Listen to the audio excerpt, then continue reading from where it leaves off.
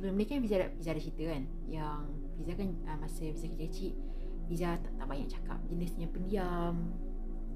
Tapi bukan maksud pendiam tu Fiza tak ada pendapat sendiri, ataupun tak ada kemahuan, tak ada keinginan. Fiza pun sama juga macam orang lain, macam budak-budak lain ke, macam adik-adik lain. Tapi Fiza, cara Fiza komunikasi dengan orang keliling, dengan mak ayah, adik-adik sebelum ni, dengan perasaan tu, emosi. Contohnya kalau Fiza sedih ke, marah ke apa, Fiza menangis. Nangis.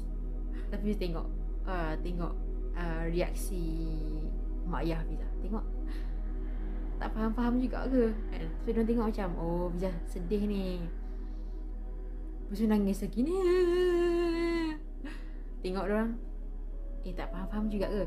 So cara Fiza komunikasi sebelum ni masa kecil-kecil macam tu tau, dengan menangis, tunjuk emosi. Makin tunjuk emosi, orang tak faham, diorang tak faham. Tapi bila Fiza membesar ni kan, membesar umur, I think mula Fiza belajar benda tu, belajar macam transmute, tarik semua emosi tu, letak dalam perkataan. Kira macam apa yang Fiza rasa, Fiza tunjukkan dalam percakapan. Bila Fiza buat benda ni, apa yang Fiza rasa semua Fiza letak dalam perkataan, percakapan semua. Masa tu kira macam hubungan Fiza dengan mak ayah, adik-adik semua berubah tau.